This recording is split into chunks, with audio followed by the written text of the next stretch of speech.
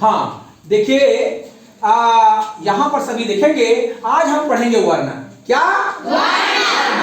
वर्ण कितने प्रकार के होते हैं? दो। कौन कौन सा? स्वर वर्ण की संख्या कितनी है? 11। कितनी है? 11। और व्यंजन वर्ण की संख्या कितनी है? 33। कितनी है? 33। अब देखें, ध्यान से सुनिए, यदि मैं ये पूछ दूं स्वर वर्ण की कुल संख्या कितनी है? 13। अभी मैंने पूछा था स्वर्ण वर्ण की संख्या, स्वर वर्ण की संख्या कितने बोले थे? 11। जब स्वर्ण वर्ण की संख्या पूछा जाए तो ये 11 आएगा, और कुल स्वर्ण वर्ण की संख्या पूछा जाए तो 13 आएगा। अर्थात क्यों?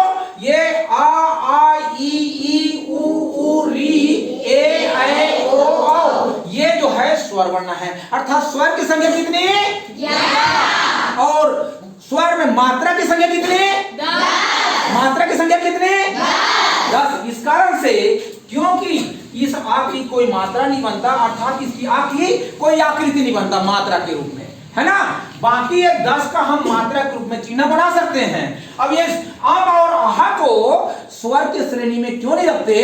क्योंकि अम और आहा को आयोग वहा बोलते हैं। क्या बोलते हैं? आयोग वहा। क्यों आयोग वहा? इस कारण से कि अम जो है ये यहाँ पर पहले आ चुका है, पहले आ क्या कर चुका है? आ चुका है। और उसी प्रकार से आहा भी पहले आ चुका है, अर्थात आ का योग, अर्थात इसमें आ जुड़ गया है, इसमें भी आ जुड़ गया है। इसी कारण से इसको आयोग वहा बोलते हैं। योग माने जुड़ना, अर्थात आ जो है पहले इसमें जुड़ चुका है। ठीक है ना? क्लियर है ना? हाँ, ये स्वर वर्ण जो है अपने आप में, स्वर वर्ण जो है अपने आप में स्वतंत्र है। स्वर वर्ण का उच्चारण किया जा सकता है, स्वर को बोला जा सकता है, लेकिन क्या व्यंजन वर्ण को बोला जा सकता है? नहीं। व्यंजन वर्ण को बोला नहीं जा सकता। अर्थात स्वर वर्ण स्वतंत्र है, स्वर वर्ण स्वतंत्र है। अर्थात स्वर में, स्वर को बोलने के लिए हमें किसी भी प्रकार के व्यंजन की आवश्यकता नहीं होती। जैसे बोलिए, देखिए आ, हम बोल रहे हैं आ, क्या केवल आ को छोड़कर कोई व्यंजन आ रहा है क्या? नहीं। उसी प्रकार से हम ई बोल रहे हैं तो आ रहा है क्या? नहीं। जब नहीं आएगा, अब देखिए मैं यहां पर लिखा हूं, ये क्या है? का है। क्या है? ये क्या है? ये क्या है? ये क्या है? इसको तो हम आसानी से पढ़ रहे हैं, लेकिन इसी का को मैं ऊपर में लिखा, और ऊपर में लिख करके मैंने हल का चिन्ह डाल दिया, ये हलंत लगा दिया। का के नीचे में हलंत, खा के नीचे में हलंत, गा के नीचे में हलंत, अर्थात हल का चिन्ह मैंने पूरा लिख दिया। अब इसको चिन्ह लगाने के बाद क्या हम इसको पढ़ सकते हैं? नहीं। क्यों नहीं पढ़ सकते?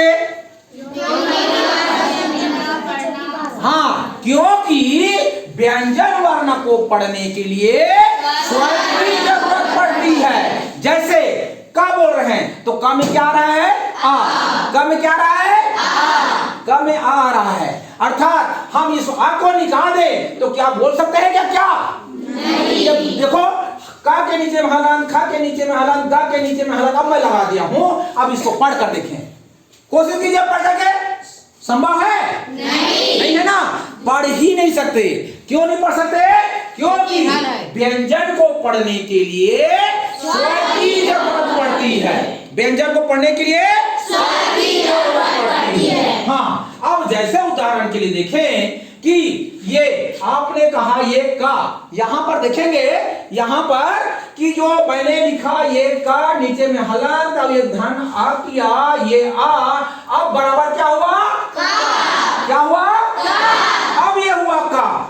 ये जो है का क्या है? अक्षर है। का क्या है? अक्षर। ये का अक्षर है, खा अक्षर है, गा अक्षर है, गा अक्षर है। लेकिन इसी का, खा, गा, घा में हम इस प्रकार से हलंत, हल का चिन्ह लगा देंगे तो ये क्या हो गया?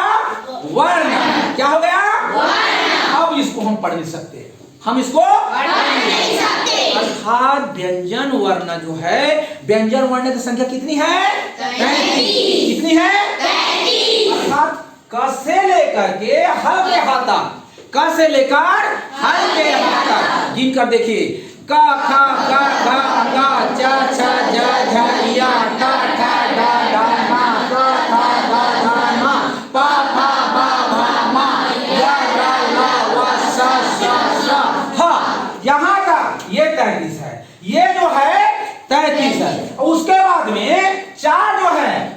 संयुक्त वर्ण है, 4 जो है संयुक्त वर्ण है। ये संयुक्त वर्ण के बारे में हम अगला दिन बताएंगे। और ये दो जो है क्या है? हाँ बोलिए बोलिए। उत्क्षिप्त वर्ण, उत्क्षिप्त वर्ण। ये दोनों अड़ा और अढ़ा क्या है? उत्क्षिप्त वर्ण। कैसे उत्क्षिप्त वर्ण? अर्थात ये पहले आ चुका है, बड़ा अजीबो तरीका से उलपुटान जल्दी से बोला जाता है। बोल पे देखो, अड़ा, जीव क्या हो रहा है? अड़ा, अड़ा, अढ़ा, अढ़ा। जीव जो है एकदम जल्दी से काम कर रहा है, अढ़ा, अड़ा, है ना? मतलब जीव जो है जल्दी से घूम, अड़ा, अढ़ा, है ना? ये उत्क्षिप्त है। और ये अड़ा जो है, इसके पहले जब वर्ण पढ़ोगे तो इसको बिंदु को हटा दो तो ये डा है। क्या है? डा। उसी प्रकार से ये अढ़ा के नीचे के बिंदु को हटा दो तो डा है, डा है ना? ढक्कन के ठा, ठा क्या है? ठा। तो इसी कारण से ये पहले भी आ चुका है, पहले भी आ चुका है। तो ये हमने यहाँ पुनः डाल दिए बिंदु। अब ये हो गया अड़ा। देखो जीव अड़ा, और ये क्या है? अढ़ा। क्या है? अढ़ा। इस दोनों को उत्क्षिप्त वर्ण, उत्क्षिप्त व्यंजन कहा जाता है। क्या? उत्क्षिप्त व्यंजन, अर्थात उत्क्षिप्त वर्ण की श्रेणी में आएगा। अब ये जो है संयुक्त वर्ण, ये जो है अक्षा, तरा, ज्ञा और सरा, इसको हम एक दिन पुनः पढ़ाएंगे। तो पुनः एक बार रिपीट करना चाहूंगा कि वर्णों की, व्यंजन वर्ण की संख्या कितनी है? 33। व्यंजन वर्ण की संख्या कितनी है? 33। और संयुक्त वर्ण की संख्या कितनी है? 4। और उत्क्षिप्त वर्ण की संख्या कितनी है? 2। इस प्रकार से ये जो है व्यंजन वर्ण है और ये स्वर वर्ण है। स्वर वर्ण की संख्या कितनी? 11। और कुल स्वर वर्ण की संख्या कितनी? 13। अर्थात बगैर स्वर के व्यंजन वर्ण को पढ़ा नहीं जा सकता। अर्थात स्वर वर्ण का माई बाप है, इसके ऊपर, स्वर वर्ण के ऊपर ये लोग निर्भर हैं। जब तक स्वर वर्ण नहीं आएंगे तब तक इसको नहीं बोला जा सकता। ठीक है बेटा? क्लियर? क्लियर है ना?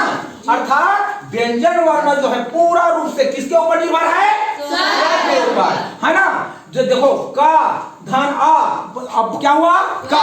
उसी तरह खा धन आ बराबर खा, अर्थात खा के नीचे में हलंत लगा है और बगैर स्वर के इसको नहीं पढ़ा जा सकता। ठीक है? ओके।